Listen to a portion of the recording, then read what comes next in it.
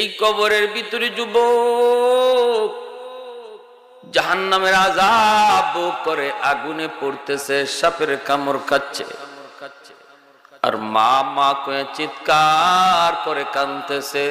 আল্লাহ আমাকে অন্তর চোখে দেখায় দিছেন, অন্তর চোখে আল্লাহ দেখায় দিছেন কবর এমন এক জগৎ, আল কবরু রাউযাতুম মিন রিয়াজিল জান্নাহ আও হুফরাতুম মিন হুফারিন নার।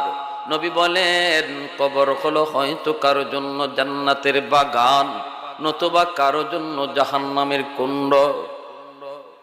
কার জন্য জান্নাত, কার জন্য জাহান্নাম, কবরের উপর থেকে কেউ বুঝবে না, বুঝার কোনো কুদরত নাই, আল্লাহ বুঝার সুযোগ দেন না।